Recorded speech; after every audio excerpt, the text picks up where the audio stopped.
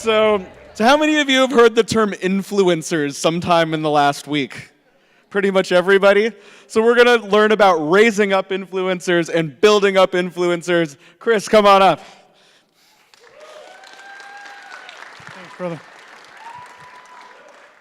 He didn't say my last name because it's Krimitsos, and I come from a big fat Greek family. So I'm going to talk about raising up influencers. I set a goal a long time ago in Florida to create a home for podcasters and podcasting and audio. And that goal was set up literally in my house, and it was a wild, audacious goal to really find influencers. So I told all my friends, and they all told me I was nuts.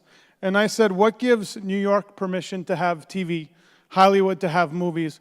Why can't we just create a base for a medium no one's claimed and just say, hey, let's get a lot of people in Florida to start podcasts and start podcasting?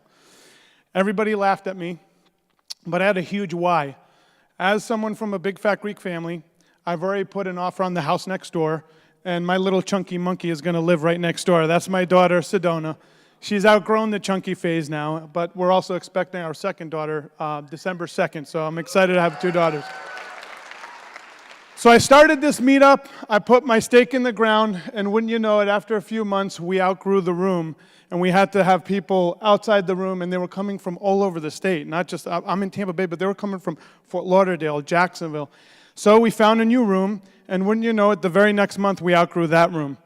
We're still growing, and from this amazing group, we said, let's start a conference, and we started Podfest. So from Podfest, we held the conference in a hotel in Tampa. We invited people from all over the country. A few of them came. We had a blast. And I will tell you, as an organizer, I got feedback. The feedback was, don't pick a hotel next to 2 strip clubs. So I learned that. You don't do that. But Tampa's zoning is very weird if anyone's been to Tampa. So anyways, we transitioned that over to Orlando. But in the meantime, I'd have people like Randy Goers, who's the city planner of Tampa, saying, I'd like to talk about drones. And we'd say, Randy, then talk about drones. He goes, what makes me an expert? I said, do you like drones? He goes, yes, then go talk about drones. You don't need anyone else to give permission. Within about a year or so, he had over 200,000 downloads.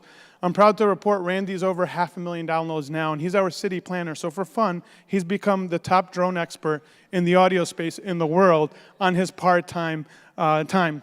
Then we had someone by the name of J.V. Crum come in through our doors. He said, I want to start the Conscious Millionaire Show. He started that, and all of a sudden, thousands and thousands of people started listening to his show. But what was really interesting at the time, I said, we're finding all these characters. Why don't we make a documentary about podcasting? Because I got tired of people saying to me, I don't see what audio is. I said, we need to have a video component showing what the documentary is. So we created The Messengers, a podcast documentary. We were invited by CBS Studios up in New York City to do a screening to their employees on podcasting. I'm proud to announce on August 29th of last year, we bumped out Scarlett Johansson, all these big movies to be the #1 movie on that day, pre-order on iTunes, all from a dream and a vision. Podfest kept growing. We learned from the feedback. We moved the conference to Orlando. I was very fortunate to meet an amazing person that had come to the very first Podfest ever. His name's John Dennis, and he became a partner with me in this endeavor. And then I got to travel the world, and I got to meet people like Mark Holland, who I met this summer. He was a pastor, and he said, how could anyone learn what I have to say? And I said, Mark, it's about the message, and we created your daily Bible verses.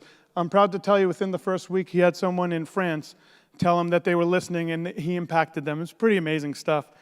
Compliance Times was a lady that talks about anti-money laundering, and we were able to create that for her. And I got very fortunate that I met a pilot that said, I want to do a podcast. And I said, what do you fly? He says, Gulfstream jets. I said, dude, that's a YouTube channel. So he created Pilot Sebastiano 3 weeks ago. I'm proud to announce that he's at over 390 subscribers today, a few thousand views, and we're going to have him at a component of our conference called VidFest. So we're inspiring people on video. But all of this never would have happened if I didn't sit there, have this wild, crazy, audacious goal in my house, and then tell all my friends that I want to make where I live the home for creatives all over the world. And it all started with that little meetup and all those crazy people that bought into that dream, and we just all launched together. I'm very fortunate to have found some amazing people in my life. One of them that's been really helpful for me as a conference organizer is PT. He's been an awesome resource for me. Yeah. So you might hear my accent. I grew up in the South. Obviously, I grew up in New York. And I grew up half a mile from Teddy Roosevelt's gravestone, the 26th President of the United States. It used to be 26 steps. And whenever I needed inspiration, I would go up to the 26th President, and there was an inscription there that always said, keep your feet on the ground and your eyes on the stars. And that's what I want to leave you with. Thank you so much.